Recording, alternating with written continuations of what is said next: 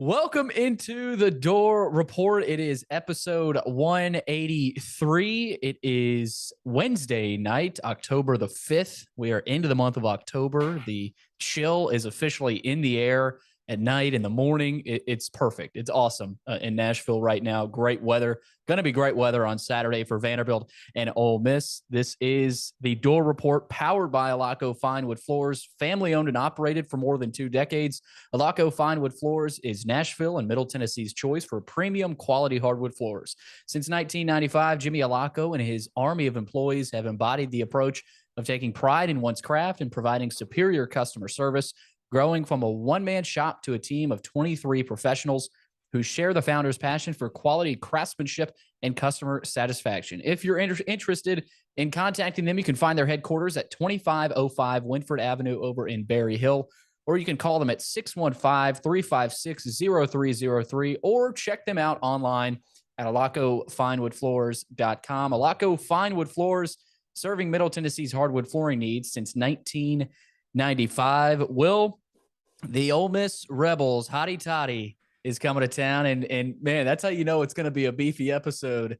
Take a look at Mr. Byram's shirt. I'm the beef. That's all you need to know about this podcast. Man, I'm jealous you didn't even ask me if I wanted one. I'm gonna go buy one now on Amazon. But hey, I'm gonna start buying us matching shirts for every episode. That's what I texted you. I said I'm matching shirt every episode. Well, I'm building up a collection right now of more interesting things to bring out each podcast, to bring up anything, add anything visually to this podcast, because you have stepped it up. And my background look at this. This is a Jay Cutler bobblehead. That's badass. Channel 4 News. I didn't even know these existed.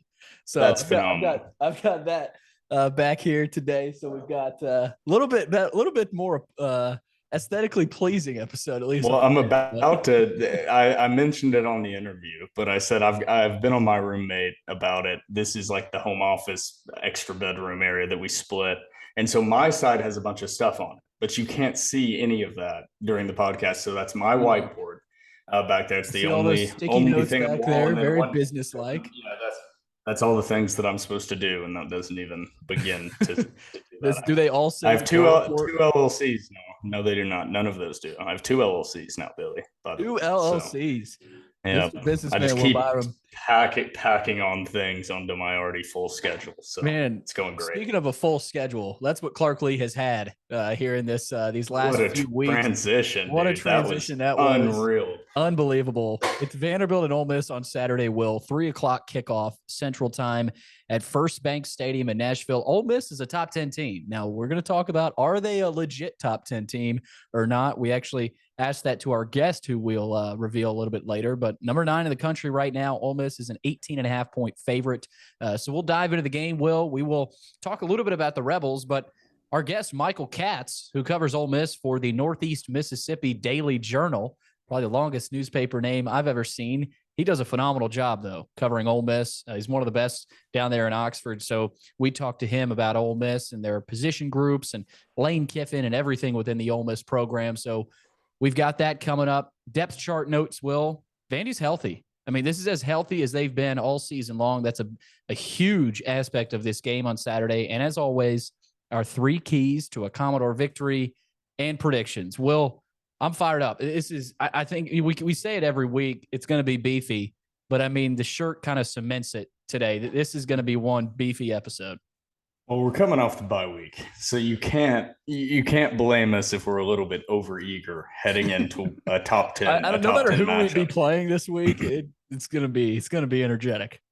Yeah, I think we both going into that Alabama game. So you said every week we say it's going to be beefy. We did not say the Alabama episodes, either the preview or the recap, are going to be beefy.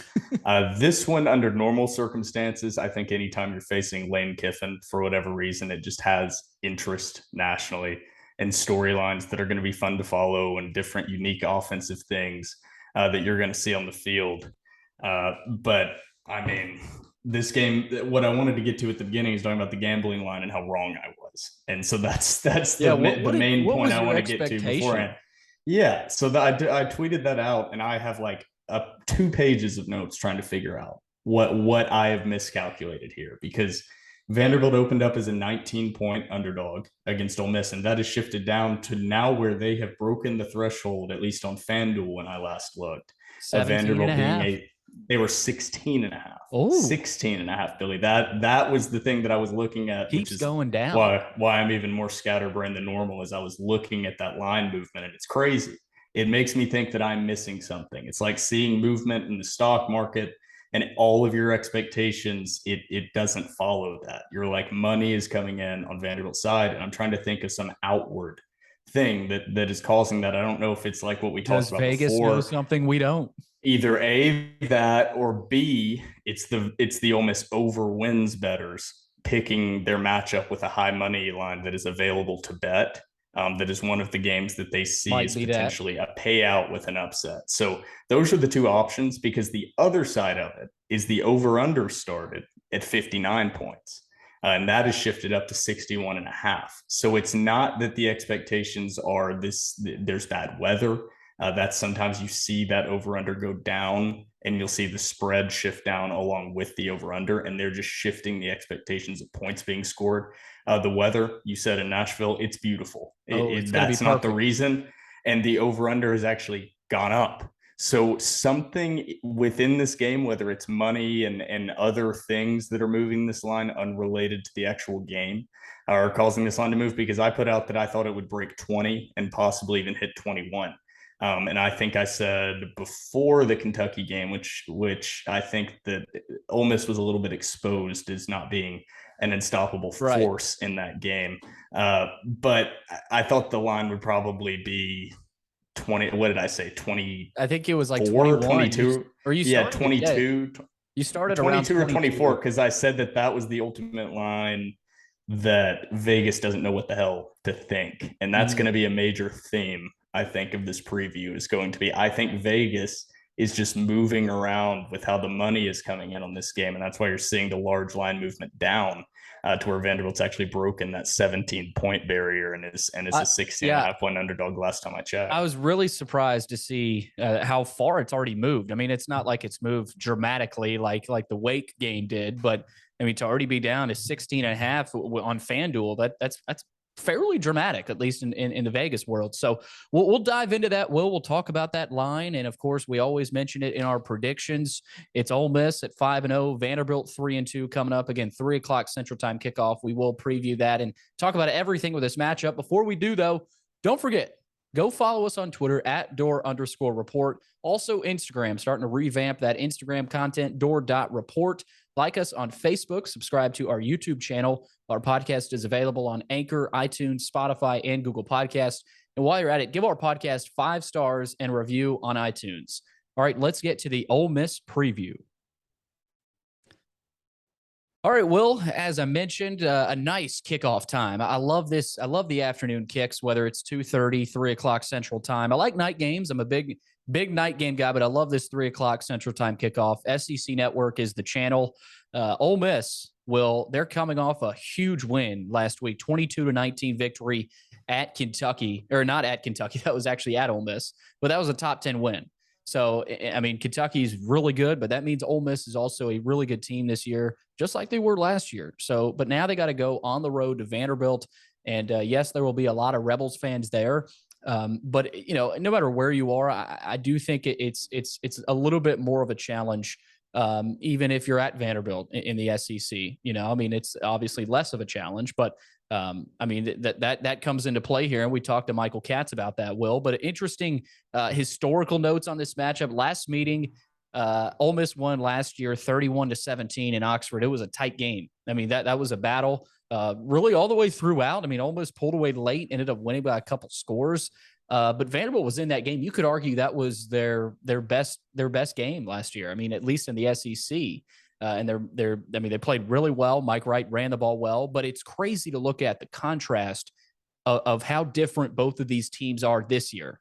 And you know, everybody wants to go back to, oh, well, Clark, you competed last year in Oxford. Clark keeps saying all week that game does not come into context when you talk about this game on Saturday. Both teams are so different. And of course, well, we like to talk about how different Vanderbilt is, but Ole Miss is also very different from last year. So that obviously we'll talk about that matchup from last year. Rebels have won 6 of 8 in this series, so they've had a lot of success against Vanderbilt, really in the past decade. Last time Ole Miss came to Nashville, Will, was the COVID year, 2020. They won 54-21. Obviously not a fun season, but they ended up dominating Vanderbilt in that one. All-time series, dead even, 39-39. I had no clue. You do not see that very often. No, you don't. That is something you certainly want to win. I know it's Ole Miss sitting at number 9, but it would be nice to actually have an SEC opponent that you have a winning record against. I don't know if that is the only one. Might have to dig into that, get our stats department. We do need to dig into that. We need to get our researcher on that. But pretty interesting though, Will. 39-39. So Vanderbilt could take the edge over Ole Miss historically if they win Saturday. Obviously going to be a tall task. We'll talk about that, Will. But early thoughts on this matchup. I mean, for me, Will, it's Ole Miss is hot, but Vanderbilt's playing at home. They had 2 weeks to prepare for this. And initially you look at this and you kind of say to yourself, there's no excuses. There's no excuses for Vanderbilt not to compete in this game and be competitive. I'm not saying win the game, but Vanderbilt must be competitive in this game. You have every reason to believe that. If you're a Vanderbilt fan, you've got AJ Swan at quarterback and you've got 2 weeks to prepare. That 15-play script should be perfect. I'm going off on a tangent here, but Will, those are my thoughts. What are your early kind of initial thoughts on this matchup?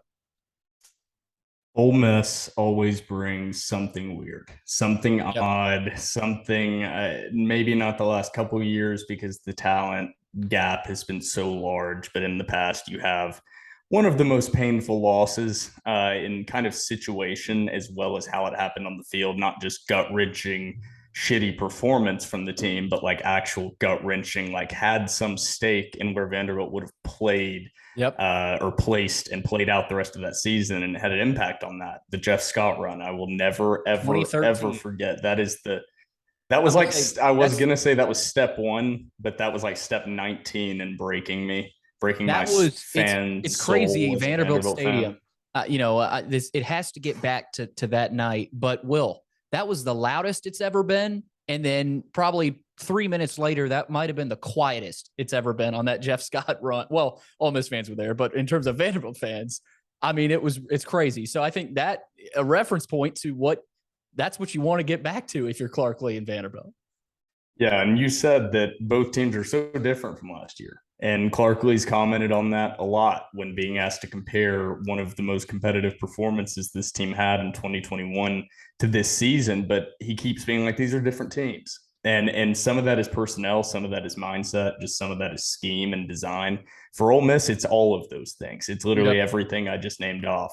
In the interview with Michael Katz, we went over the quarterback changes and actual personnel movement that they had coming in and out and where that's coming from. I won't get into all that. He explains it way better than we are going to be able to in prepping a few days before this podcast. But the movement that he showed is that it's causing Ole Miss to play a little bit differently than I think we are used to seeing Ole Miss and Lane Kiffin teams play. They are running the ball a lot. They're running the ball the 7th most as a percentage of their overall offensive plays in the country, 63% of the time. And that's more than they were doing that last season. I always like to look at where these teams stack up in stats. I think they were sitting at like 53% of their plays last season were runs. So with Matt Corral at quarterback, with that experience, guy that went on, I don't know if he's still on an active roster. Carolina. He's probably bouncing around a practice squad or something somewhere down there with Baker Mayfield in Carolina. I want to say hell of a Carolina. place to be. But yeah, I mean, the quarterback. They're dealing with an inexperienced quarterback. I mean, he's a little bit more experienced than Swan. He's not a true freshman, but you're a little bit more limited in what you can do with a quarterback that's in kind of year 1.1 of the system and in kind of year 1.5. You just aren't going to have the full understanding and scope of the offense on top of just overall decision making. And Michael hit on that. He said Jaxson Dart's going to do some things for Ole Miss that make you say wow, and how he moves the pocket and is able to avoid pressure, which is why Ole Miss, I think, is an offensive line, has the number 4 percentage of sacks given up, the 4th highest. So like good. I mean, number 4 like as a good thing for the offensive line, not giving up sacks. And they do not give up sacks. I'd phrased that very poorly. But Michael hit on that that's some scheme and some Jaxson Dart moving around in the pocket, but also the O-line has been protecting well. So Jaxson adds a different element to this offense, but he doesn't have the same type of arm, accuracy, consistency, just constantly hitting those 5 to 10 yard passes like you saw last year out of Ole Miss and the year before. So there's benefits and drawbacks, but I always hate seeing that mobile quarterback coming to Vanderbilt. That always seems to give trouble to whoever's coaching. I know Ole Miss has a really good running game, Will, and they have had a lot of success there, but let's not kid ourselves. This is not the Ole Miss offense of last year. I mean, you had a quarterback like Matt Corral. I mean, he was maybe the toughest quarterback I've ever seen at the SEC level. You've seen guys like Tim Tebow, but I mean, he'd take hits where I'm like, oh, he might be out for the year, and he'd get right back up. I mean, so they don't have that this year. They don't have that Matt Corral. Jaxson Dart is not Matt Corral, but like you've talked about, Will, and Michael talked about it in the interview, best running game in the conference, at least right now, statistically. I mean, a little over 1,300 yards and 262 yards per game on the ground. Zach Evans and Quinshon Judkins, I think, Will, and most people do too, two of the top 5 rushers in the SEC, maybe the best duo in the SEC. Evans, 389 yards. Judkins 535. So pretty ridiculous numbers from two guys, and obviously a heavy run offense. And they haven't played, they've only played one SEC team so far, but still impressive no matter who you're playing. Well, I know, like I said, it's a step down for Matt Corral last year, but not by much. I mean, they've averaged 470 total yards per game. Offensively, that's 4th in the SEC, 37 points per game, top 5 in the SEC there. And you touched on the defense, Will, and we talked about it with Michael as well. Their defense is very improved. I mean, Lane Kiffin dipped into the portal and found some talented players. They've got, I think, 16, maybe 17 sacks this season. That's 2nd in the SEC, 4 interceptions. So they've got an active defense, Will. And I know we've got Michael coming on later to dive deeper into Ole Miss. Really, really good team. Now, I don't know if they are a legitimate top 10 team. That was the first question we asked Michael, and I think our listeners will be interested to hear his answer there. But Judkins, Evans, they got Heath at receiver, Will, and they've got some active players on defense. So that's really, I think, from the Ole Miss perspective, Will, they lost a lot from a really good offense last season, but I mean, they brought in one of the best transfer classes in the country. Dart is from USC. Michael Trigg, his tight end from USC, came over to Ole Miss. Zach Evans, he was a 5-star, came over from TCU, the running back. Malik Heath transferred from Mississippi State, of all places, to Ole Miss.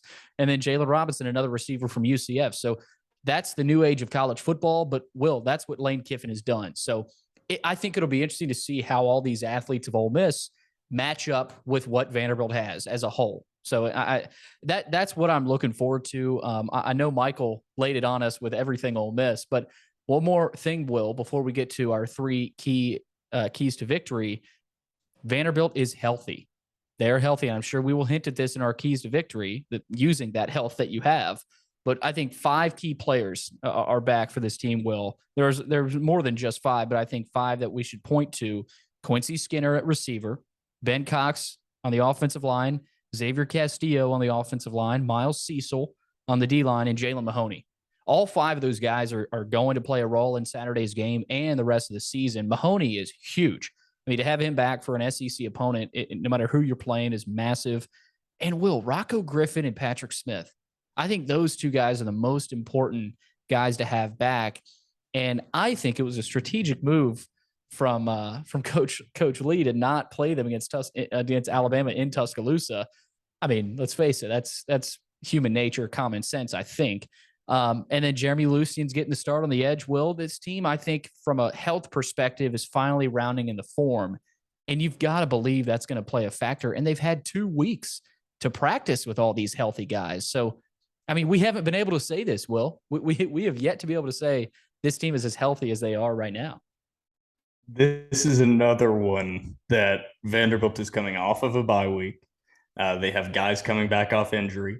You have Ole Miss as an opponent coming off an emotional, tough, gritty win against an interconference opponent. This is one that I would highlight just gambling, unrelated to Vanderbilt. This is something I would look at the line and the build up to it. And I think that's probably why the line has shifted down. on top of some of the other things we touched on with the over. So I always like to look at things from that perspective. But yeah, Vanderbilt is definitely in an interesting spot and has the buildup to compete in this game. And I think we both expect this to be more competitive than the Alabama game because Ole Miss is human. I mean, we said it. There's a difference in finishing top 10, being in the top 10, and being in that top 5, 6. There's another level of talent on these Ole Miss, Georgia, Clemson teams that Vanderbilt simply, even on the best day, and this is the difference right now with the state of the program versus even a team like Missouri. So Vanderbilt is better coached, I think. They're more disciplined right now. They're playing better, but Missouri's base level of talent can allow them to truly compete with Georgia. And if things break right, that 2-3 times out of 100 they play, Missouri can beat Georgia because they have legitimate, real SEC athletes, even though they're not, performing well or they haven't all worked out. That raw athleticism they possess is better than Vanderbilt's. Vanderbilt doesn't have that. 100 times Vanderbilt can play Alabama. Alabama will beat Vanderbilt. Vanderbilt's best case this season is to just stay in the game. They didn't play perfectly, so they didn't stay in the game. And that's going to be the same thing with Georgia. I don't think that's the case with Ole Miss. I don't think the talent gap is so big that Vanderbilt is completely incapable of competing with this Ole Miss team, even though they're number 9 in the country. So that is the expectation. I think that's why the line is where it is. But the expectations are different going into this, and it's a nice sandwich in between. So a nice break, a nice easy break for this team to be playing the number 9 team and not the number 1 or number 2 or 3 teams in the country. Not a challenge at all out of the bye week. Certainly not. Vanderbilt should have their way. No, but no, Will, I really do think Vanderbilt, you do realize, I just realized this, Billy, though, that Vanderbilt could have 4 losses, be sitting at 3-4, and 3 of the losses be versus top 9, and the other one be versus top 20. Yeah, and they would be 3-4. Welcome to schedule to the SEC / an unfortunate scheduling situation with Wake Forest. Unfortunately, I mean that's not expected to have a potential Heisman candidate at quarterback and be top. I don't know how far out Coach Mason scheduled that. I love the matchup. I love playing Wake Forest, but a little bit tough because the difference is their athletes will always be at a level even when they're so good that if everything breaks right, Vanderbilt can do it. And that is not saying that I think even this season that Vanderbilt is going to be an underdog versus Missouri. It's just saying their athletes are good enough that if they if Georgia or Bama come out sleepwalking, right, just like Alabama did against Vanderbilt, they came out and played like garbage. You won't catch Alabama playing worse than they did at the beginning of that game, and Vanderbilt still got absolutely demolished. So that's where you're building from. You're seeing instances. This is another step to take because both of these teams still have either played teams that are very highly rated or very low in the rankings and in their other matchups. So both of these teams are still kind of floating in this middle of not having played anyone between number 30 and number 70 in those rankings so far this season. Yeah, that Bama game, that's a loss that just stings. I mean, after in the locker room after the game, I mean, there's really no other feeling. I mean, you just got destroyed. So this team has sat on that feeling for 2 weeks now, and you return home against a good SEC opponent, but there's all the motivation. We talked about motivation. The motivation right now is there for Vanderbilt. It's going to be all year. But in this game in particular, it just feels like certain things are lining up for Vanderbilt to be competitive in this game. And who knows what happens towards the end if it is close. I'm confident. And I'll say that before we get to the 3 keys to victory. Well, let's get into it. 3 keys to a Commodore victory for Vanderbilt against Ole Miss. The Rebels coming into Nashville on Saturday. I will begin, and I'm sure you will not be surprised for me to hear this one, Will, but number 1 key for Vanderbilt on Saturday, load the box. Load the box. Because Ole Miss is going to want to run the ball.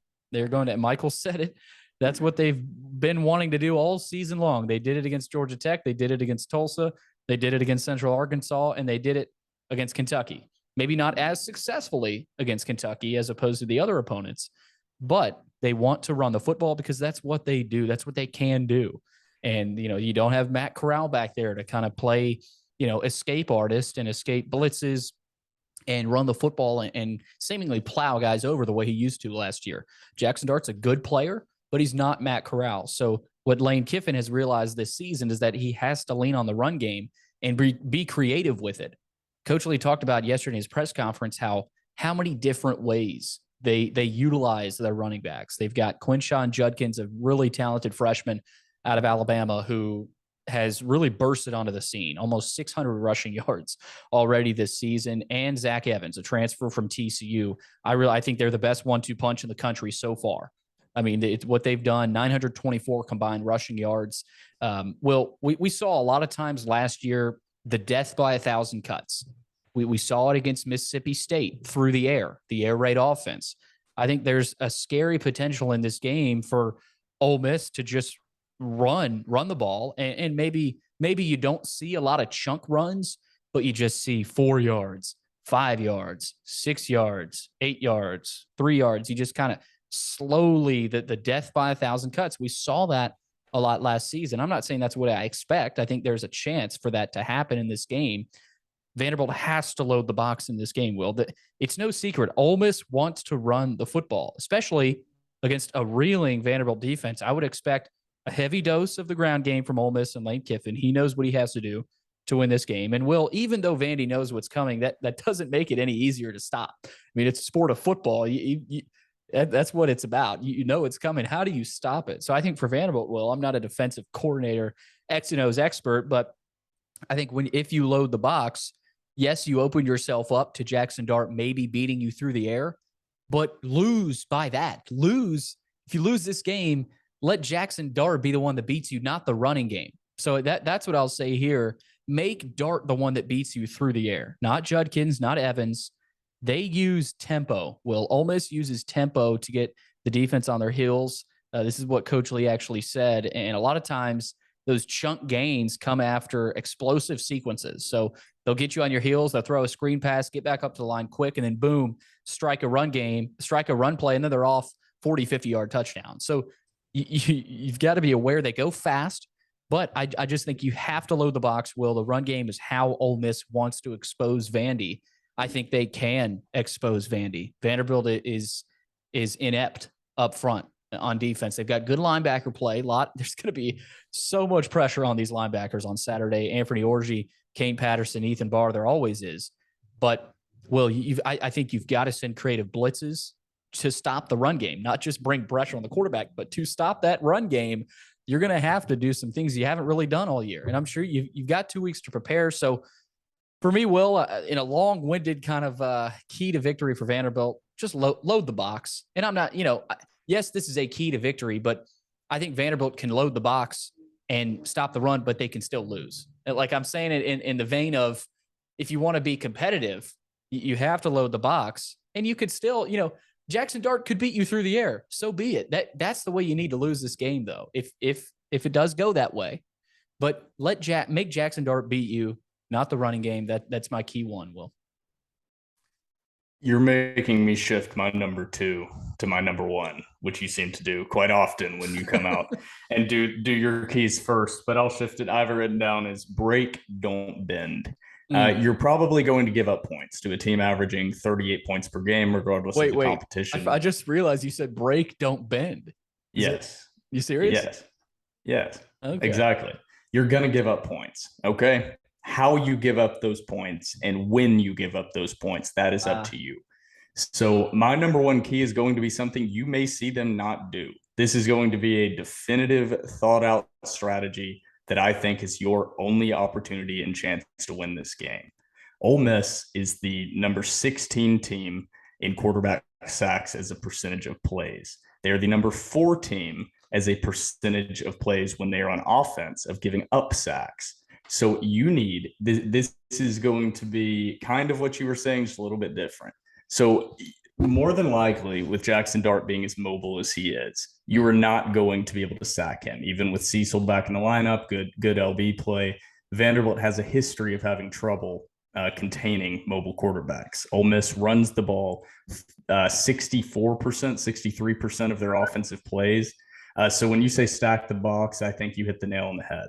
I don't want to see Vanderbilt die by 1,000 cuts. I think that is the most painful and demoralizing way to lose.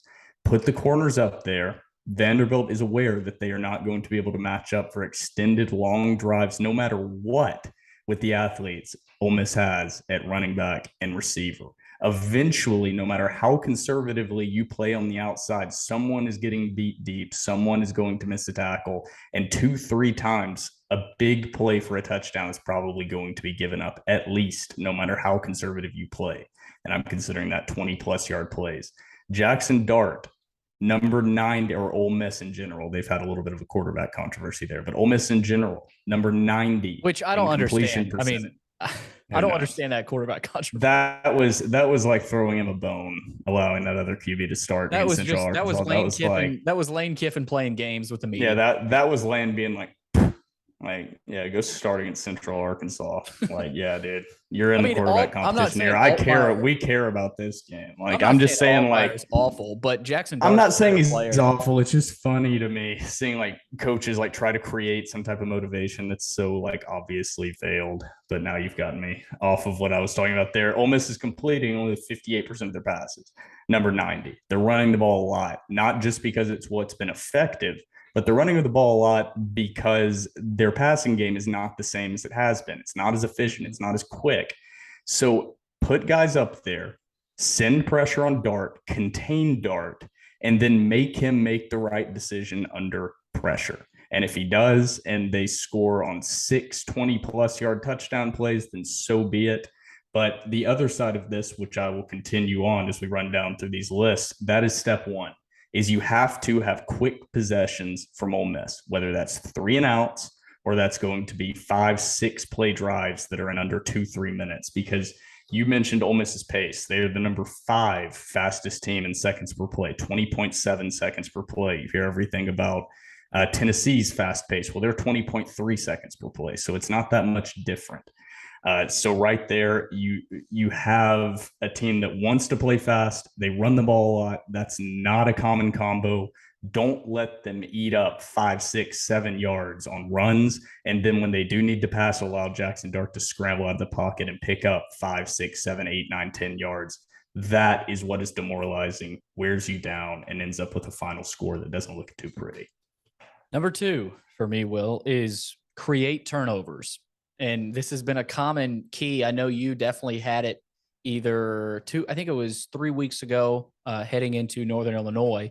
But obviously, Will, when you create turnovers, you give yourself a chance to win. But I just think this is so important on Saturday because you have to find ways to limit possessions against this type of an offense. How do you limit possessions against an Ole Miss offense? You create turnovers. You force them into mistakes. Force Jaxson Dart into, a throw rolling right. And, he just makes a mental mistake. Force that pressure to create that mistake, active hands, pound, just any way you can create a turnover. You've got to find ways to do the defense. They have to generate possessions for AJ Swan in this offense. And how do you do that? You create turnovers. I know it's a lot easier said than done, Will. But Vandy has forced 6 turnovers through 5 games this season. Not bad by any stretch. But I think you need to get that number to at least 8 if you want to compete in this game. I really do. I think you need to force at least 2 turnovers to be competitive in this game. And those turnovers, that means Ole Miss mistakes. Ole Miss has to make mistakes in this game for Vanderbilt to have a chance. And I think Vanderbilt can, if you keep it within 2 touchdowns and you didn't force any turnovers, I think that's a good performance for Vanderbilt. But I just think Ole Miss they're a different type of team than last year. But I would argue that in a weird way, they're just as good and just as effective as they were last year. So, Will, I'm looking for Vanderbilt to play a second half against Hawaii style of defense. You remember the way they played in that second half against Hawaii?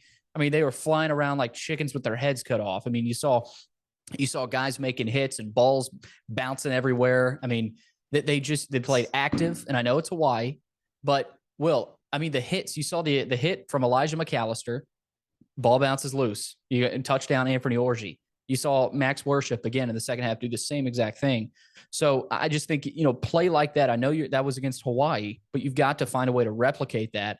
Jaxson Dart, he's thrown 4 interceptions. I mean, he hasn't had the cleanest and most efficient and productive season.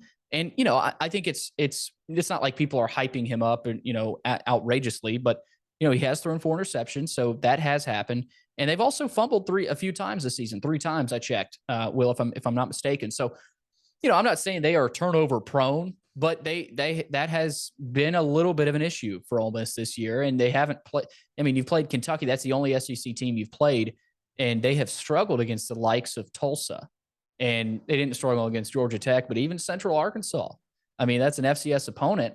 And, you saw an Ole Miss team that kind of surprised a lot of SEC fans in general. So, Will, you have to create turnovers. And, I know they have 6 turnovers this season, but I feel like there's still more out there for this defense in terms of being that active defense, that hyena defense that Howell and Clark Lee want from this team.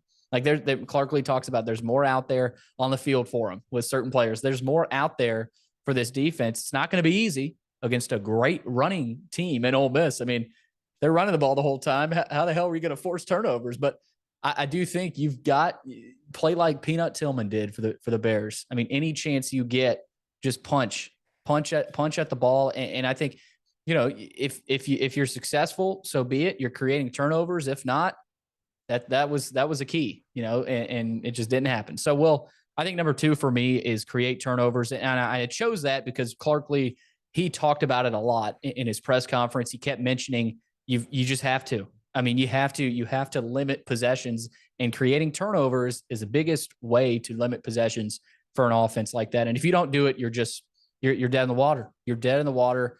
And so I just think number 2, Will, you've got to create turnovers if you want to have a chance. I'm glad you had turnovers on there because I didn't have it on mine, but it fits in perfectly. You're basically saying shorten Ole Miss's possessions and shorten the amount of time that Ole Miss has to wear on that defense, so that if you are in the game or can stay within striking distance, that fast tempo offense that they utilize actually plays against them. And that is the big key in all of these games. That is why Heupel is always going to have leads or play with teams in the first half that are really, really top tier. And then they will fall apart late, and they will have issues late. You say not even top tier. You saw it against Florida. I mean, that is not random. This is happening for the first year and a half at Tennessee. I think that Vanderbilt needs to try to exploit this against Ole Miss and take that fast pace and play it off against them. And that's easier said than done. So this was actually my key number 1. So a little bit of chronological order switcheroo here. Yeah, so let's remember what my key number 2 was, if I can even remember what my key number 2 was. Good God. But break, don't bend. So on defense, limit their possessions, limit the length of their possessions. So that was actually my key number 2. My key number 1, let me find it completely in my notes here. I'm very disorganized today. Stay in it early, take their first punch. I borrowed it from my last week's keys, which were against, obviously, Alabama, and they did not execute. But Ole Miss, even more than Alabama, early in games is jumping on teams. And the stats back that up a lot more than Alabama. Some of that is competition, which I'll get to when we dig into the preview a little bit here, like our score prediction. But stay in it early. Ole Miss is number 8 in the country in first half points.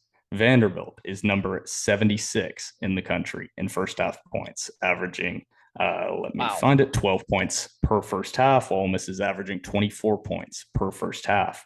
In first quarter scoring, that is even larger. No, Vanderbilt is So first quarter scoring. Sorry, my handwriting is horrific. First quarter scoring. Vanderbilt 6.8. Ole Miss number 11 with 10.5 points per first quarter. So that is on offense. And then on the defensive side, it is even more drastic. Vanderbilt, where do you think Vanderbilt ranks in first half points per game given up? So like defensively. So number 1 would be the best defense, number 127. I would say towards the bottom, like very close, maybe even very close to the bottom. Yeah, number 112. The D is giving up 20.8 points per first half.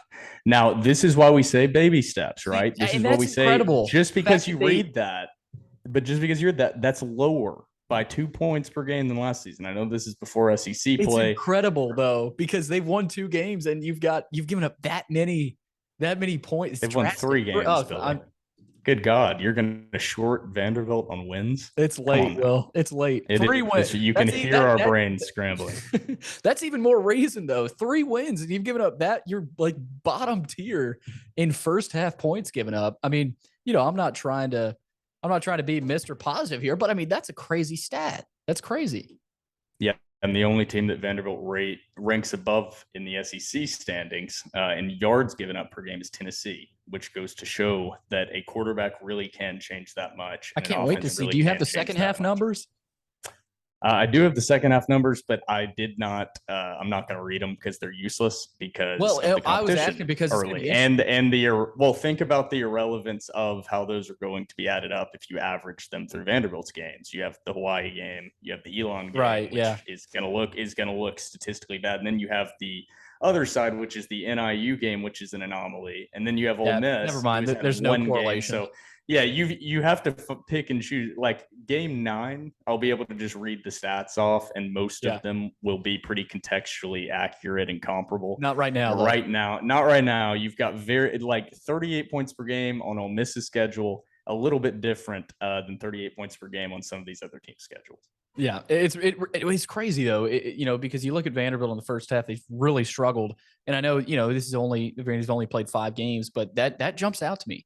That really does. So that's your second key: start early and stay on them. Take their first punch, which is they're going to score fast. They're going to score early. Just know that. Right. And you have to control. And I'm not going to get into my number 3. I'll let you get into your number 3. I'm getting into chronological. It's a strategy. I have a weird full game plan for Coach Lee. I have a strategic game plan. I have a weird sense that our third keys will be similar. I haven't talked about Vanderbilt's offense yet. So offensively, we know that this offense is, it's night and day, the difference between where this offense is right now and where they were last year at this point in the season. It's ridiculous. I think at this point in the last season, you didn't know if it was Seals or Wright. Is Seals hurt? There was so much going on that offense. Joey Lynch trying to figure out what the hell to do offensively with the guys he's got. But now, number 1, you've got Joey Lynch really in year 1. You threw that guy into the fire last year. This is literally year 1 for Joey Lynch. And I think he's been good, Will. I think Joey Lynch, he's got AJ Swan now. I think that's been a huge part of it. But you've also got an even better Will Shepherd, an even more dominant Will Shepherd. You've got a veteran running back in Ray Davis, and you've got an improved O-line. So Joey Lynch has had the things around him to be successful, but I think even Joey Lynch has improved as a play caller. And I think that's been a big part of this offense. But Will, right now, the biggest part of this offense, it's AJ Swan. It is AJ Swan. What he showed against NIU, it told me that he can have success against even SEC defenses, because what a good SEC defense is this year is not what it used to be. It's just not. Defense around the country it's not valued the way it used to be. So the success I saw against NIU told me, okay, I think he can do that against even an Ole Miss, not Bama or Georgia, but a Tennessee, a Florida. I think everyone else, AJ Swan in this offense can have success. The defensive play in the SEC it's not great. It's really not. You saw a Georgia team struggle against that Missouri offense. So I think really you could argue from top to bottom, but at least from Vanderbilt's perspective and in terms of relativity with Vanderbilt, Missouri, not great. Florida, not a great defense. There's not very many great defenses in the SEC anymore. So I say that to say that AJ Swan has real, true potential this year. And I think my last key here, Will, as I get to it here, let the kid throw. Let him play. If you're Vanderbilt's offense, if you're Joey Lynch, let him be who he is. The training wheels are off. Hold nothing back with AJ Swan. And it starts, I think, what we're going to see from Swan the rest of the season starts on Saturday. Now, we may see a similar game in the Georgia game as we saw against Alabama. Georgia and Bama almost the same. But we saw what Missouri did to Georgia on Saturday. So I think even Georgia, you could say down the road, Swan could see a little bit of success, but let him air it out, Will. That's what I'll say. Ole Miss is going to load the box just like Vandy is, I think. I mean, Ole Miss knows Vanderbilt wants to run the ball as well. They're going to make A.J. Swan beat them in the same way that Vanderbilt's defense, I think, should make Jaxson Dart beat them. So to A.J. Will, I'll say this. This is your moment. This is your time. I mean, Ole Miss is not Alabama. You're not in Tuscaloosa. So it's kind of like the nightmare is over. You're not in Kansas anymore. What is it? Dorothy, what movie is that, Will? Wizard of Oz? Yeah, the Wizard of Oz. I don't think that has any comparison to what I'm trying to say, but you're not in Tuscaloosa anymore. It's over. And so it's like the opposite. Like you're kind of like flipping it. Like it's the other way around. But yeah, I mean, I think we all get it. Yeah. We get the point. But it's getting late. It's getting late, man. Late, dark, TDR after dark right now. But AJ, this is your moment. It's your time to shine. You've had 2 weeks to prepare for an Ole Miss defense that is improved. But I think, Kentucky showed me. I mean, Barryon Brown, the kid that played at Pearl Cone, he had 2 catches for like 90 yards, and they were on screen passes. So I think there's some things on film right now against, for Ole Miss's defense that Vanderbilt can attack, whether that's Jaden McGowan. I think McGowan could have a big day. I think there's the potential for that. But, Will, I'll say this. You're healthy.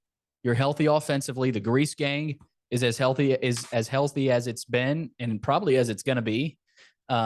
And you've got the tools around you. He's got the toys to play with. You've got Quincy Skinner back, which I think is a an underrated aspect to this game on Saturday as well. You've got receiver depth. So long-winded answer to say, Will, let him be himself. Let him be the Swan that we saw against NIU. Give him that protection. I talked about protecting him against Alabama. They did. Well, I'm not going to say they did that, but he more or less protected himself. I mean, he just kind of, he didn't absorb the hits. Ball. Yeah, he protected the ball and he protected himself. He just kind of absorbed the hits and would kind of go to the ground like a Tom Brady or something. But that was great. That was good to see from him. But Will, protect him. Let him be himself. Give him everything he needs to complete those throws to Shep down the field, throw that screen pass, have that opening to run, to step up in the pocket. So let him be himself. The training wheels are off. I think the coaching staff knows that. And they know they have to make Swan be what he can be to win SEC games and be competitive. That's why they put him in for Mike Wright after the 3rd turnover against Wake Forest. Clark Lee said we had to do something. We had to do something. And Swan is that something. And I think he's been even better than the staff even expected. He's certainly better than I even expected. So, well, this team, let's face it. I mean, it's mostly about AJ Swan and what he's able to do. I mean, it's an offensive game. Can he outscore the other team? And Swan is the quarterback. He's the leader of this offense. They've got to let him be what he can be. Let the kid throw. That's my 3rd key. And give him time too. I mean, that's always a key, but just let him be himself. That's what I'll say, Will. That's my 3rd and final key for Saturday. Yeah, I'm glad I saved my most complicated and statistically heavy key, at least not statistically heavy. The conglomeration and entire point of kind of what I've been building up to. Yeah, it's going to be bad.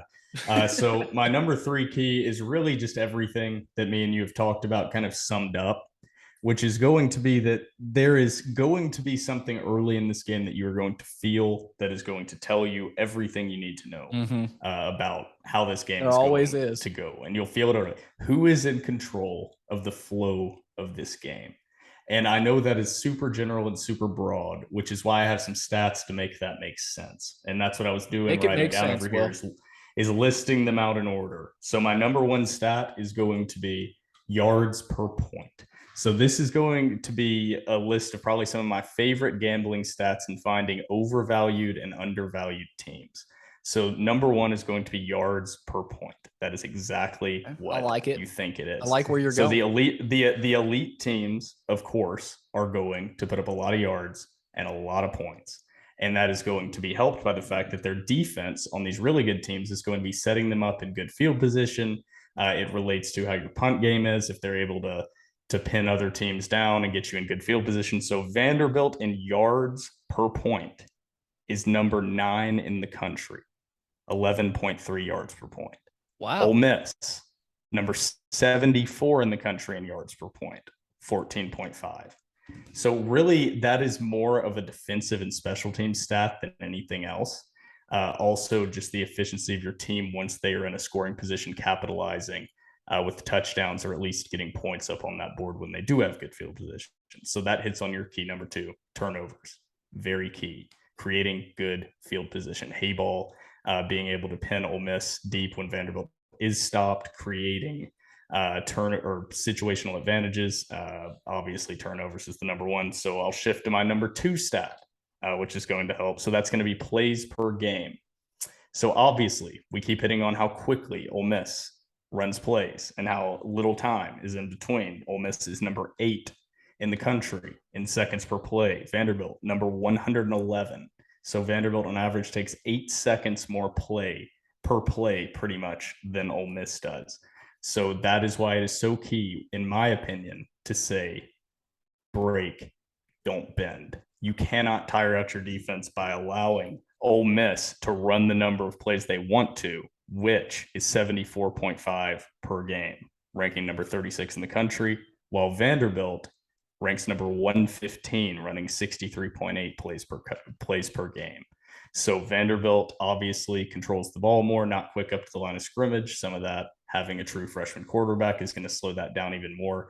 But just controlling the ball and not having 3 and outs, I think is such a key, with not allowing Ole Miss to get up into that 70 play range. Keeping them below 70 plays in this game will be key, because that leads to my number 3 stat, which is points per play. This is the stat. This is the one that I said to you, I have some juicy string of stats here. The number 3 stat and key stat is points per play. So everything that I've said so far is kind of summed up in this one. And this is kind of like the major metric, like R squared or whatever you want to do in Excel. But Vanderbilt right now, points per play, ranks number 21 in the country, 0.506 points per play. Ole Miss, number 45, 0.426 points per play. Ole Miss likes to run a lot of volume of plays, not the most volume. They like to get up quick, run quick volume of plays, and they score based on your defense being misaligned with their speed. So what Ole Miss wants to do is tire your defense out. Vanderbilt is back to, I won't say full health, but getting healthier and a lot healthier than they were last week. As healthy as they've been. Ole Miss wants to tire you out with this quick offense. By last year, it was quick passes, 3, 5, then 10, then 5, then 3, and then boom, 60 yards. That's what they're doing with the run game this year. So if that's their plan anyway, just make them make quick decisions, make a young, inexperienced quarterback, an inexperienced team that has a tendency to turn the ball over, make quick decisions, because that's their plan anyway, is a lot of plays, a lot of volume, and then eventually something is going to pop. They're doing that a little bit differently in the run game than in teams in the past. Underlay and Kiffin have done that with the passing game. So that is my key number 3, is control the flow of the game, control the ball, and most importantly, keep Ole Miss under 70 plays. And if you keep them under 70, you give yourself a puncher's chance. If you keep them under 65 plays, you're going to be right there at the end of the game with a chance to do something special, which we'll get into the predictions in a second. I don't think I expect that to happen, but I'm sure Clark Lee and staff and the players know all of this already, as I'm sure they've had 2 weeks to prepare for the game and know some basic statistical stuff. But I thought that all that was pretty interesting, Billy. It is, Will. I think the yards per play is very interesting, and the yards per point. I think it's really fascinating to see that with this Ole Miss offense, because if they're not running at their tempo, at the tempo that they want to, they're typically not finding success. I mean that's kind of the straw that stirs the drink for their offense. That with tempo comes success, and it comes success in the running game. And just really quickly, I want to make sure that like people aren't going to like, well, who else has higher numbers of points per play out there? Because you could be thinking, well, that's just a bullshit stat, whatever. The number 1 team in the country, I don't know if you've seen their offense is okay, is Ohio State in points per play. Not bad. The number 2 team is Alabama. They have an okay offense. Have a decent quarterback. Dude, bullshit. Number three is Michigan in that stat. Number 6, Tennessee. Number 7, USC. Number 9, Texas. Number 11, Georgia. 13, Oklahoma State. So the list, 16, Mississippi State. The list goes on and on and on. This is a real stat that predicts offensive success and offensive efficiency. The teams I just named off aren't just the best, flashiest offenses. They're the ones that don't make mistakes and capitalize on the opportunities they are given and presented by the other two phases of the game. So Ole Miss, there's opportunity there. I'm not saying that Vanderbilt's set up perfectly to capitalize on it, but this Ole Miss team is not like Bama or Georgia leading into that prediction or preview. No, certainly not. And but a lot of credit goes to Lane Kiffin. I mean, he really is an offensive whiz. He knew no Matt Corral, but you've got these two stud running backs and a lot of talented transfers coming in. He figured out a way to find success. So, it's going to be so interesting to see.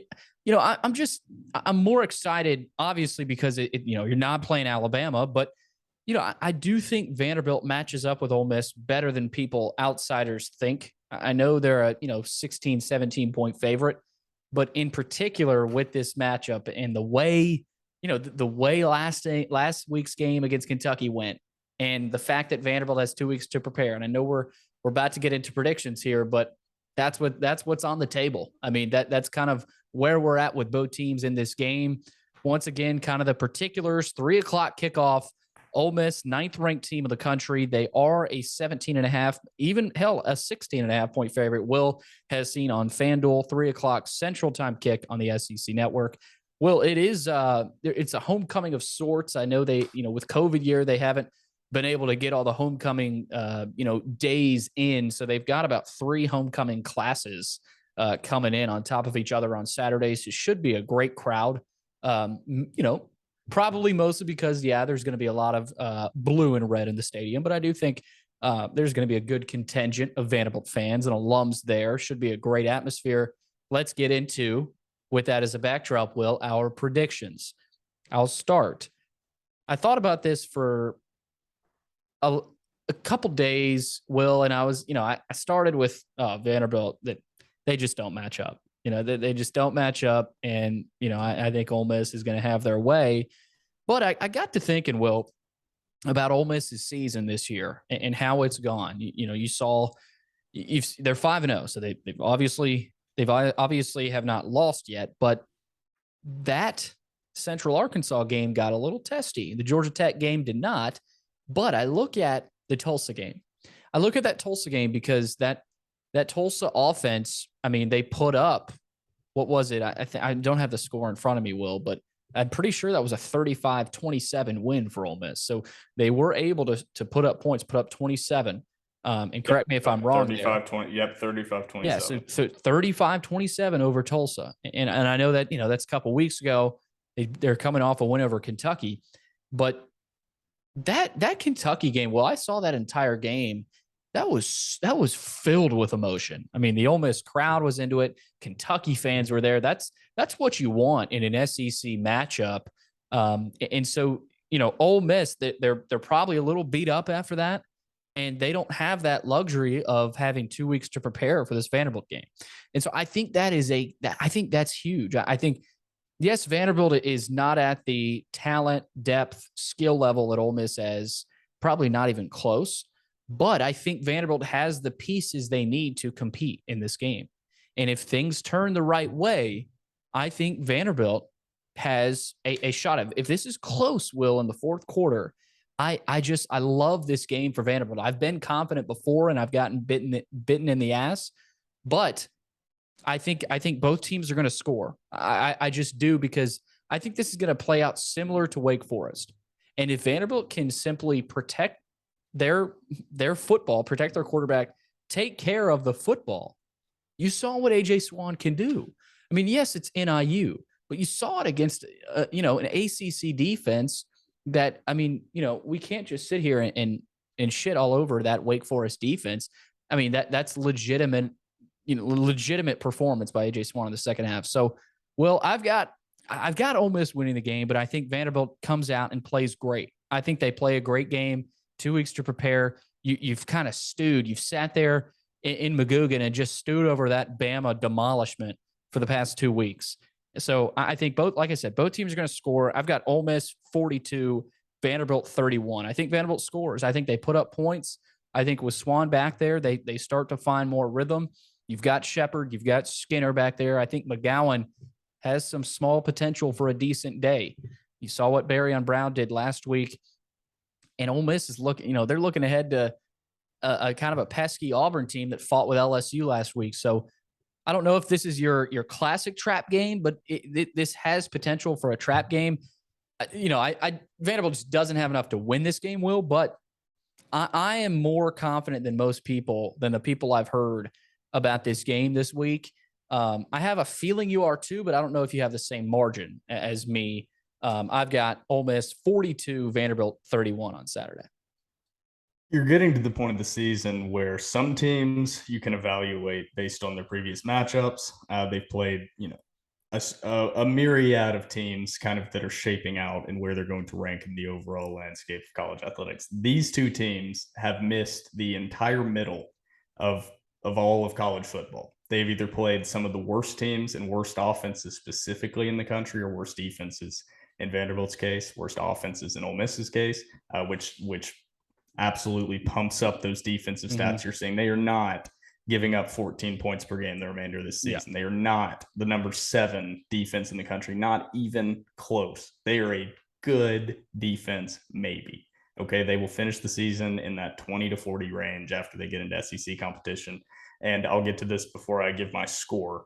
But you mentioned classic trap game. They play Auburn, LSU, A&M, Bama, Arkansas, and then the Egg Bowl in Mississippi State. Got some beef coming up. Vanderbilt game. And prior to that, they played Kentucky, which was a huge proving ground and matchup for Ole Miss. But getting to the prediction, I went both ways. I think as this game is inched closer, I've actually shifted towards the game being tighter and Ole Miss not just running all over Vanderbilt, as I actually dug into the stats on this Ole Miss team. I'll just go ahead and say 38-21, Ole Miss wins. I think it's right at that line. I think Vegas has set the line correctly. I think that's why it shifted down, even though I tweeted out it would shift up once I dug into it. This Ole Miss team is not a top 10 team. They just aren't. They won't be at the end of the year. If I could bet that prop, I would bet a ridiculous amount of money. And Kentucky, the team they beat, they're not a top 10 team. Absolutely not. Florida, not a top 25 team. Kentucky will end the season around number 20 best case, and Ole Miss number 15 to 20 best case. You can look at the schedule. It's going to be that way. Great win. It's a great win. But you're battling. Both teams were badly overranked.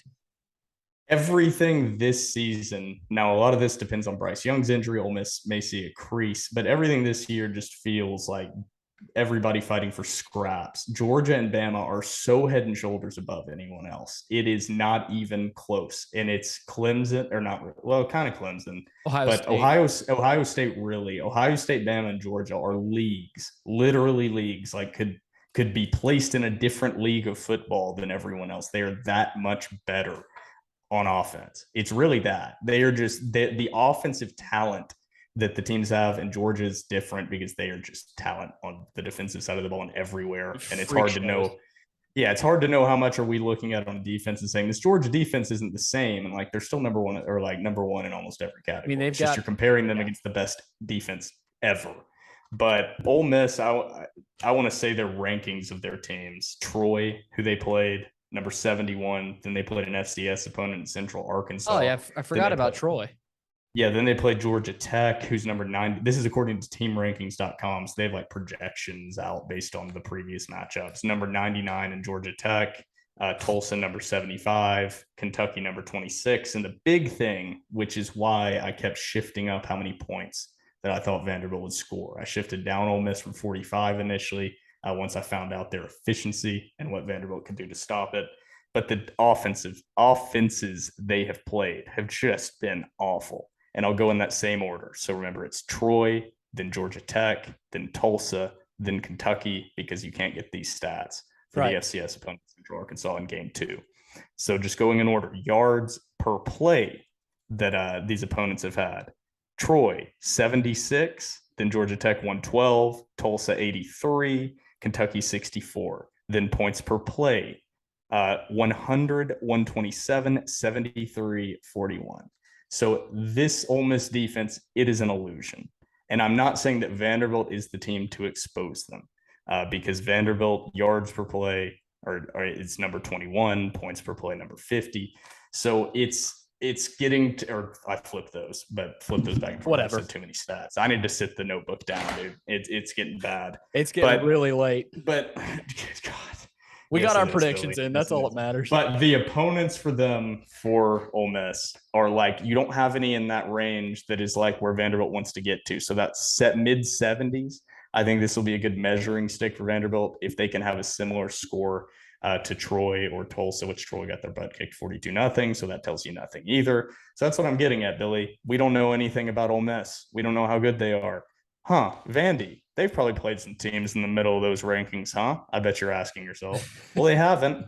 Hawaii is literally the worst team in the country, as I predicted. Number 130. Not exaggerating. They are. Are they actually? Team. They are actually ranked, as I said before the season. I didn't think I heard they got a win over. I heard they got a win over somebody. Over an FCS opponent. It was Duquesne, I believe, because I bet on Duquesne. Duquesne was a 14-point underdog. Good for Hawaii. Yeah, I've been betting against Hawaii on their opponent and making quite a bit of money this season. The under Hawaii points in every single game except the game and their opponent. Yeah. But wow. Well, there it is. There it is. But 130, Wake Forest 39. Then Vanderbilt played 101. Then Vanderbilt played number 1.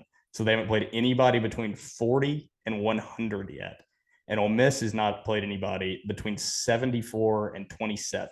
So that's a pretty big gap of having not played any average college football teams. Neither of these teams have, and they've performed exactly how you would think expect. They would against the good and against the bad. So you have no idea. This Vanderbilt team could be literally number 40 to number 100, and this Ole Miss team could literally be from where they are now, like number 9 or number 8 to all the way out to like number 30, 40. We have no idea because they haven't played anyone. Yep, it's still early. Well, that's a big thing we need to keep in mind. It's still early in this season. Yeah, you've got, now I think we're at the point. You've knocked out the out of conference game. Right. You've got that knocked out. Most teams have played at least 1 or 2 conference games, and you're starting to see where these teams are at in terms of being competitive in your conference. So that's where we're at. Will, I figured we'd be close. I was leaning 14, 17 points. I like Vandy. Well, I like Vandy in this spot. Yeah. I just like Vandy in this spot. 2 weeks to prepare. I don't think Ole Miss is as good as they were portrayed to be in that one window of a game last week. I mean, they beat Tulsa by 7. Ole Miss is a good team. They are a good team, but they are not a top 10 team, and they are not the 9th best team in the country right now. And I think there is a little bit of added pressure now, Will, on Ole Miss. You're going. What scares me, Billy, before we get too excited and you get too riled up, is remember that their pass rush is number 16 in the country in percentage of sacks per pass play.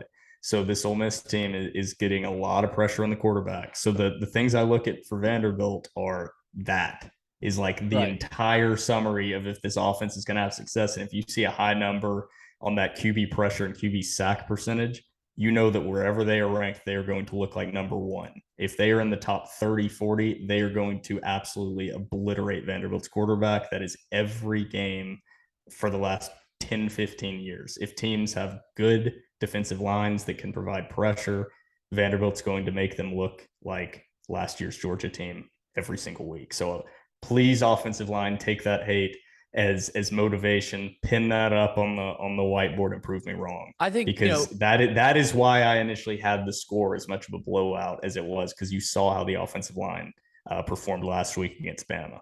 Kentucky's offensive line is not good, and I know Ole Miss, what they've done is really impressive. I'm not trying to downplay it.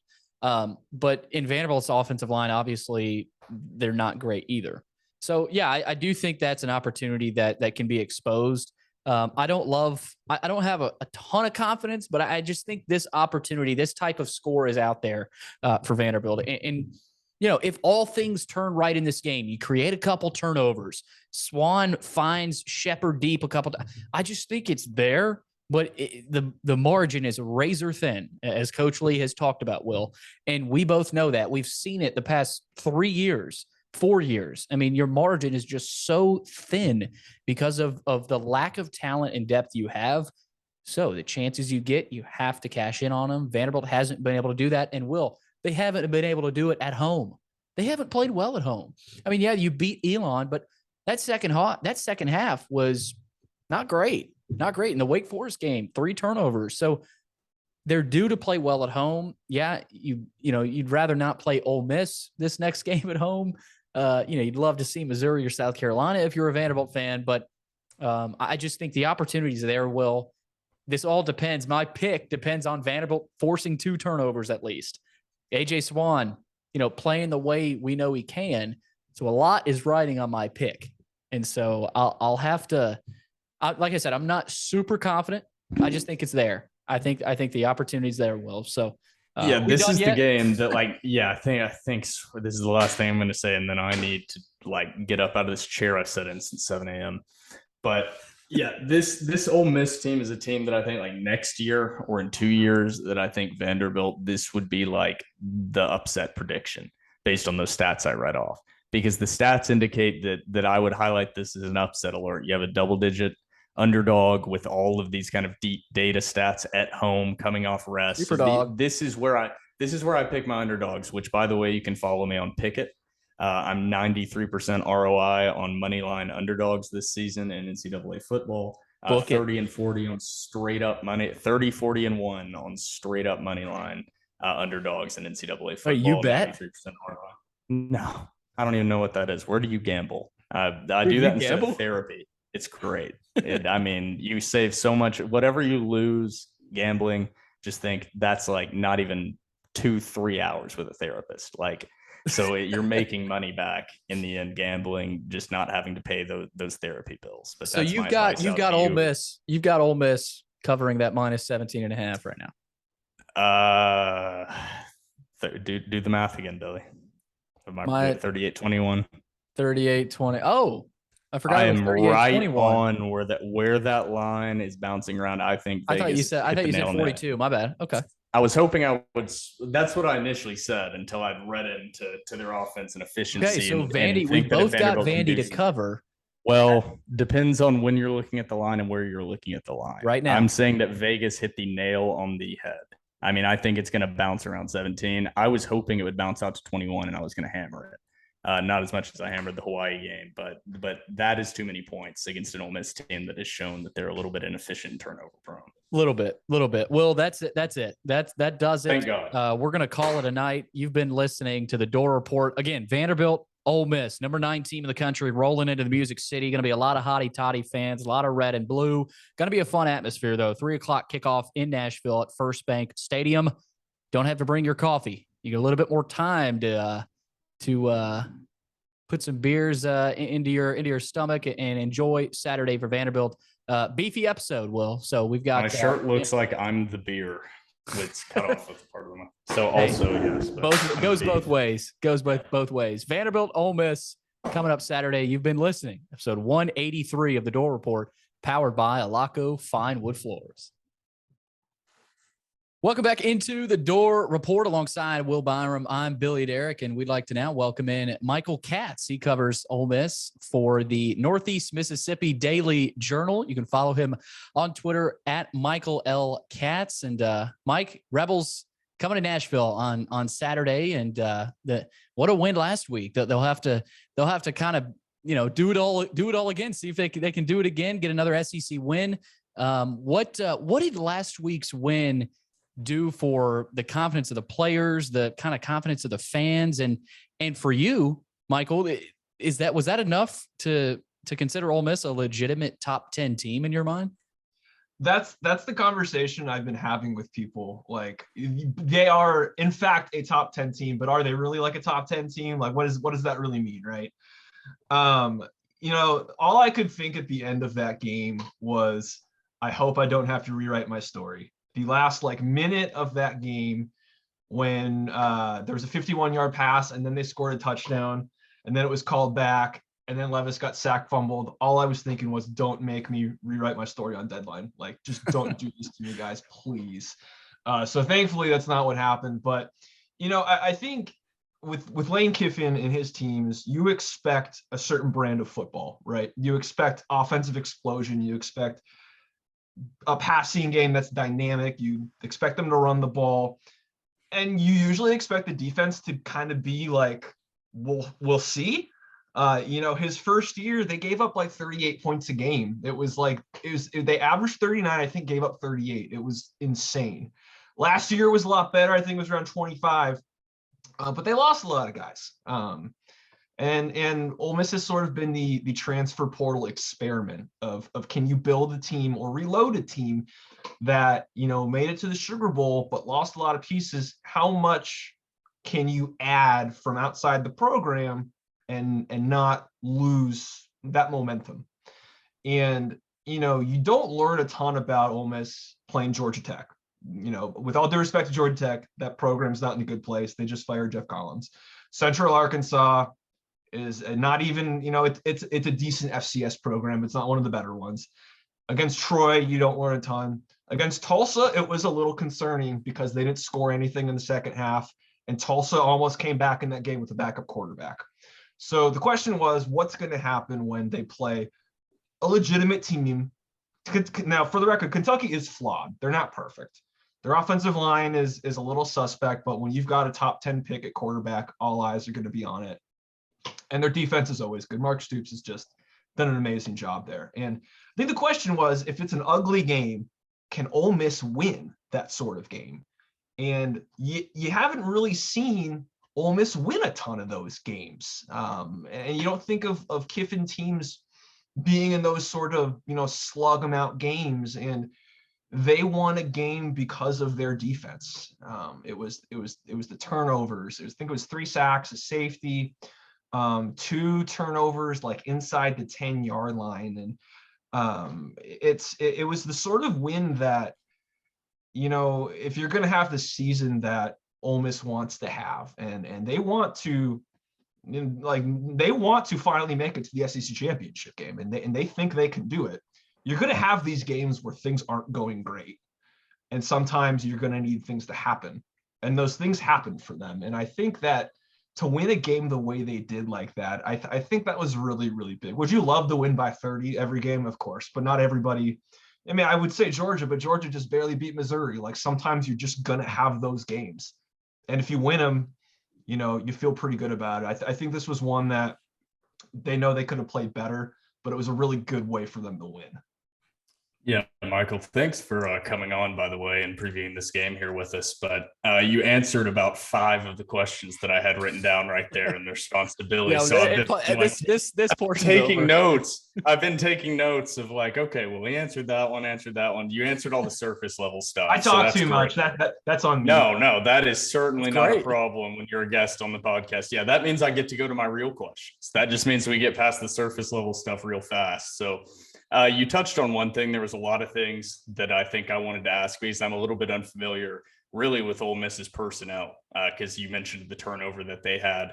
So I'll just start off with the most obvious one, which is at the quarterback position. You had Matt Corral, who had a hell of a year last year underneath Lane Kiffin in that high-powered offense. And you switch over to Jaxson Dart, who's had success, but I think in his own way with an offense that I think is running it a little bit more, especially percentage-wise. I think they have it written down here, at least top 10, top 20 in a percentage of plays that are runs. So what has that transition been like at the quarterback spot for Ole Miss? And how do you think that'll play out as of course, the schedule toughens up for them, just like it does everybody?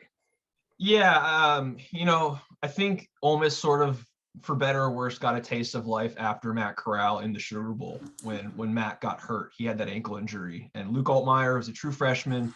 That's a tough situation for anybody to go into, especially against that was a really, really good Baylor team, with a really good defense, and he struggled. And so the question was, did you see enough from Luke Altmaier to say this is our guy next year, knowing that you don't want to have a drop off?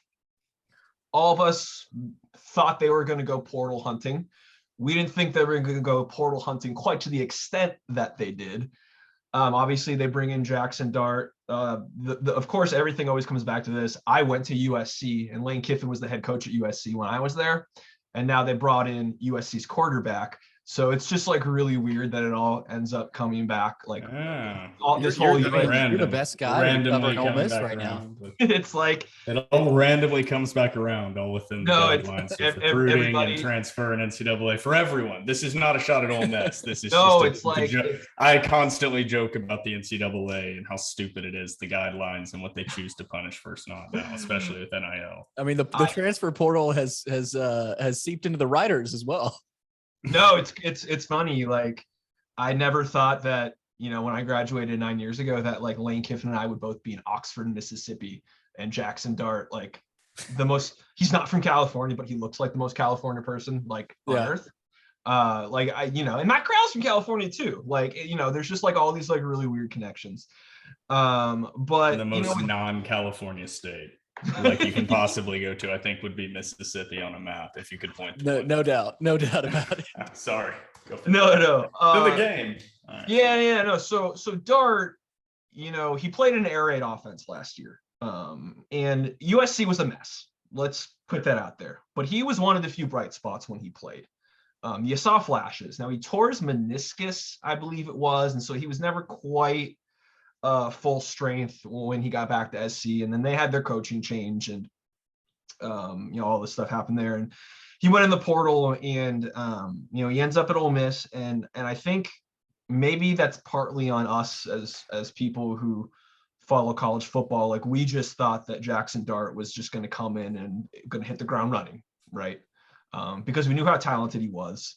We knew that he had all the measurables. He was the National Gatorade Player of the Year. The kid could play. We all knew that. But, he got here in the spring, and in the spring game, he completed like way under 50% of his passes. He was turning the ball over. It was really and I don't know if eye-opening is the term, but I think people were surprised that it just didn't click that quickly. And then you realize he's 19 years old, and that as much experience as he got at USC, he was still a true freshman. He's human.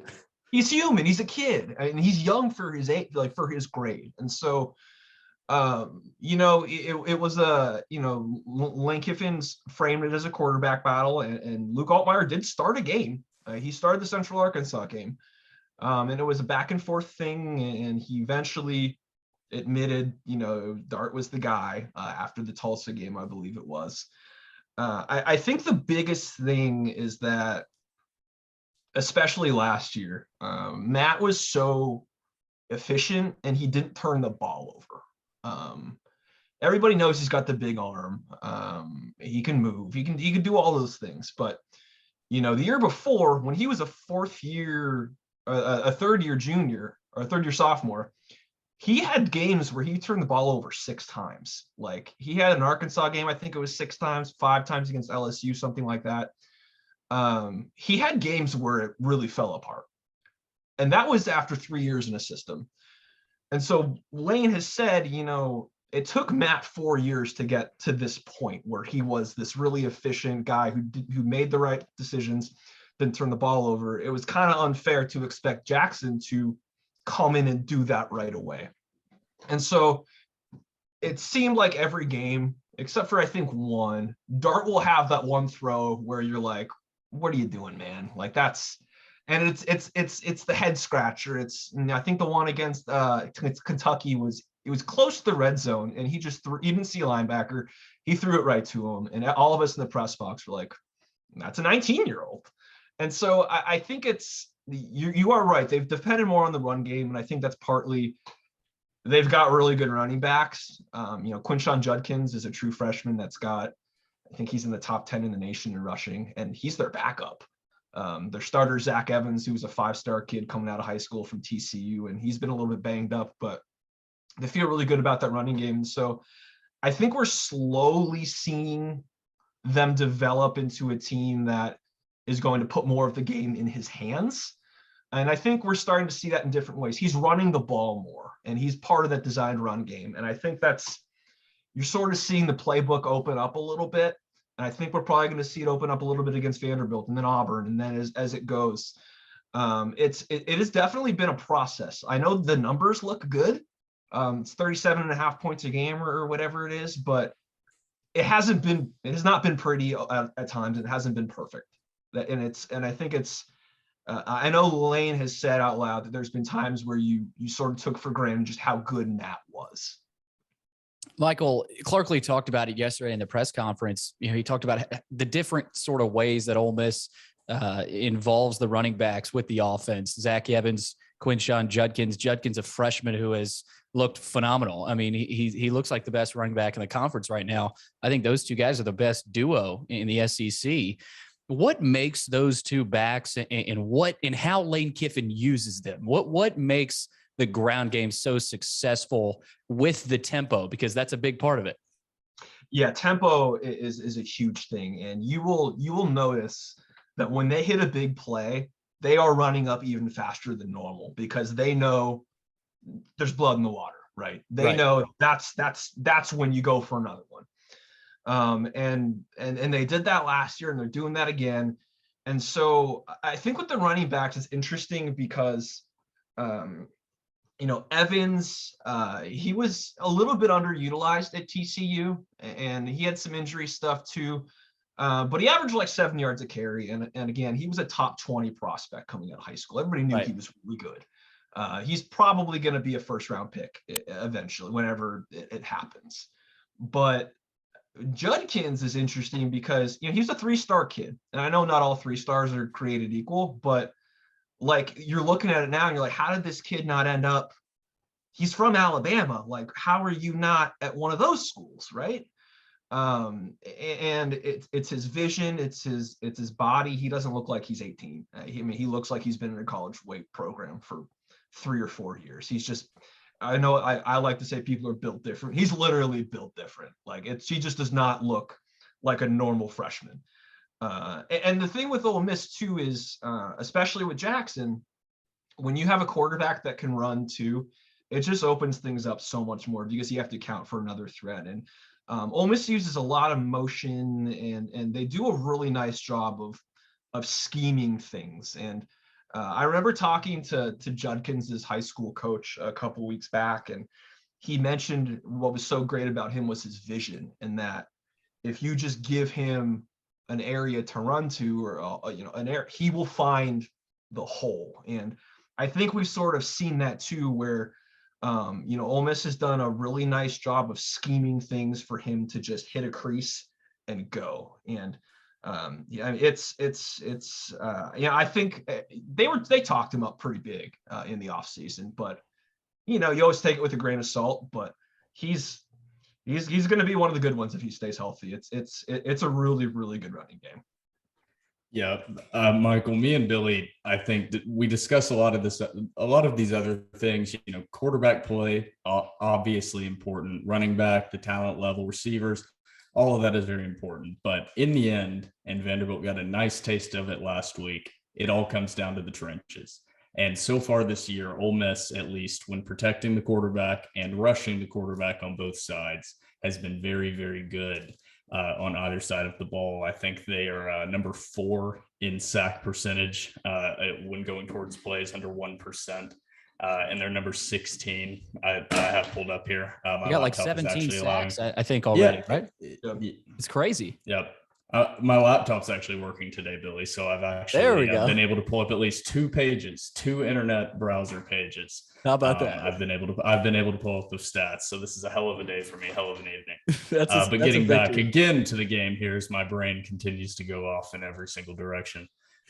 So in the trenches, how is Ole Miss? How much of that is just the opponent level? Like I keep mentioning, because I think, taking away Kentucky is obviously a very solid team, at least this year. You just have to take out of your brain it's Kentucky, but everyone else on that schedule, I mean, it is below number 70 or 75 in the rankings. So how is that offensive line, and how real is this Ole Miss pass rush as we transition over to the other side of the ball? I think it can be a little bit I don't know if misleading is the term, but Ole Miss has not given up a lot of sacks. I'm not sure what it's at now. I know heading into last week, it was like 2 on the season. I don't remember how many Kentucky got, but it's really low, right? That's a little bit misleading because Jaxson Dart is really good at manipulating the pocket and moving around and escaping and making off-platform throws and making things when things happen when they break down. And the pass protection it's been good, but not great.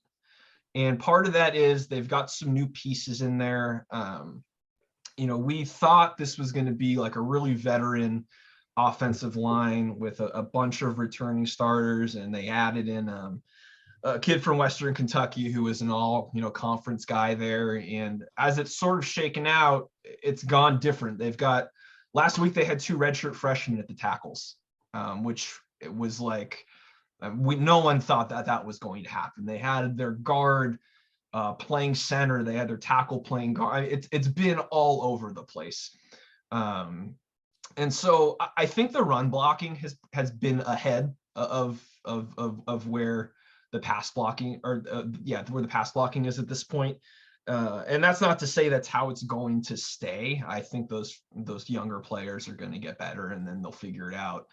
Micah Pettis making his first start, I think he was the SEC lineman of the week last week. So there's talent there, but I think when they start to face those really good pass rushes, it's going to be interesting to see, can Dart still manipulate the pocket the way he's been so good at. Looking at the defensive line, and that was one thing that Lane said in the offseason, that he felt this was the deepest that group had been. And that was something that they had really focused on over his time there, because when you're in the SEC and you want to be a really good team, it's not just about having 3 guys. It's about having 5, 6, however many guys that you can rotate in, because if these teams are going at these really high paces in tempo, you need to have guys that can come in fresh, and there can't be a huge drop off. And that's what they've sort of done with this group. They've brought in a lot of, guys who are like 4-star players coming out of high school. JJ Pegues was a defensive tackle. He's actually from Oxford. He left, went to Auburn, and then came back.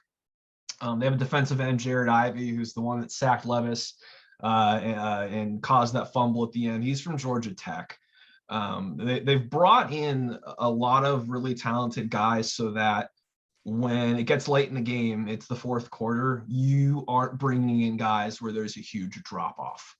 And last year, Sam Williams was an All-American, 12.5 sacks. He's with the Cowboys now. He was amazing.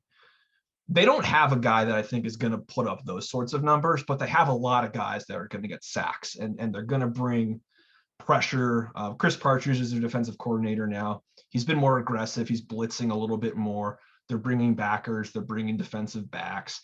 I think they're going to manufacture sacks, and I don't think it's all going to be from that defensive line, but I think it's a really deep group, and they're really happy with just how much depth they have compared to where they were, in 2020. Boy, getting pressure is a big key every week, but it feels like for Ole Miss, they're going to want to do a lot of that against a freshman quarterback, AJ Swan. Of course, we'll have to see how that plays out. But let's talk about the game and this matchup between Ole Miss and Vanderbilt. We saw last season's game, tight game. I mean, Vanderbilt was in there, and I know they lost by 2 scores, but Clark Lee has talked about how that's a game where you look at Ole Miss, they're so different than they were last year. You can't even really kind of peel back that film from last year because they're so different with all these transfers. But with this game, Michael, are you sensing any concern from the Ole Miss fans of maybe a potential hangover? It was a lot of emotion in last week's game. And I know it's Vanderbilt. I know it's in Nashville. They'll likely have, a lot of fans behind them. But Ole Miss has struggled against inferior opponents this season. So are you sensing any sort of a potential hangover after last week's wild one? I think if last year's game hadn't happened the way it did, it might be more of a concern that they could have this hangover. But I think they remember what happened. I will never forget Matt Corral after that game. We're sitting in the team auditorium, and it's because it was the game before the Egg Bowl, which obviously is that's the toughest one of every season. Yes. Actually, no, it might have been before. Was it, I'm not sure if you actually have my schedule right here. Might have been a couple weeks before. Oh yeah, no. Because it was they had just beaten A&M, and then they played Vanderbilt, and then it was State.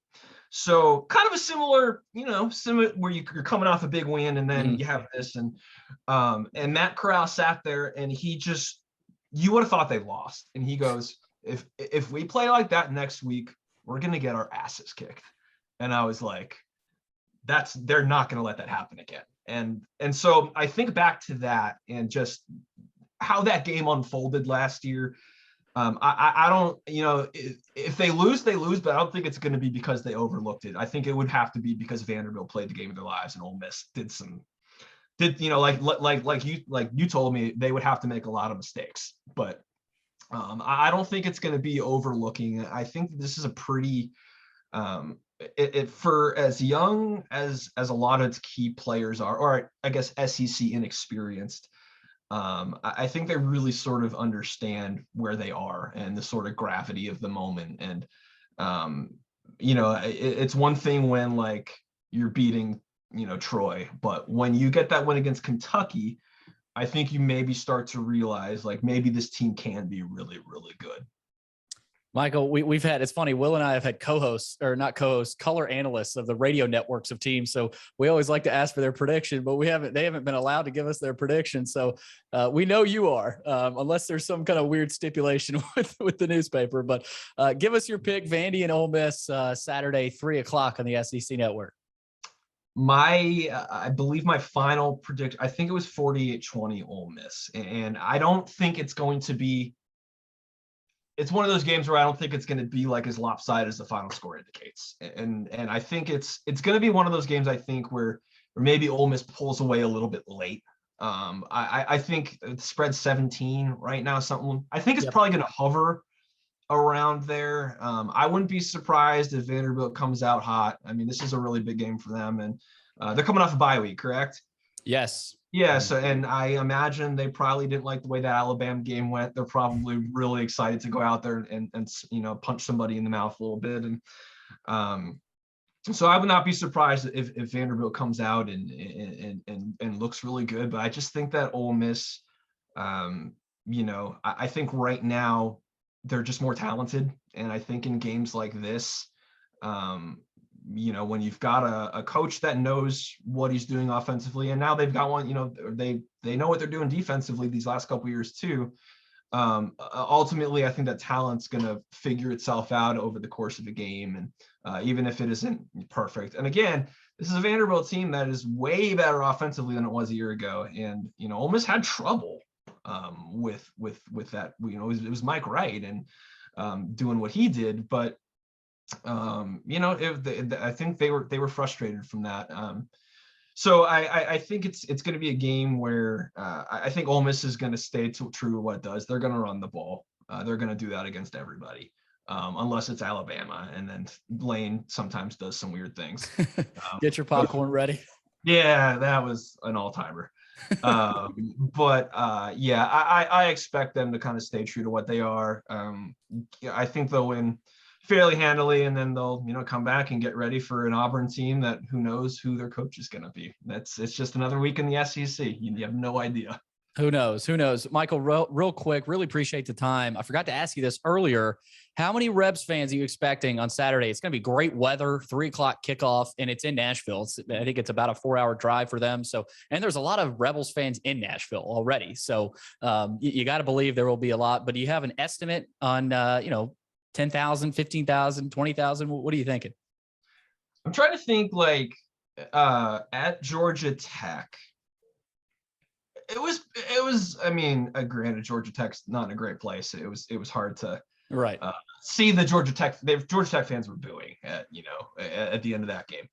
But, they showed up in pretty good force. I don't know if I put a number on it, but I think that this is a team that fans really get behind. And I think people really, they love Lane Kiffin and what he's done and that sort of energy he's brought to the program. And, there's a lot worse places to be than Nashville.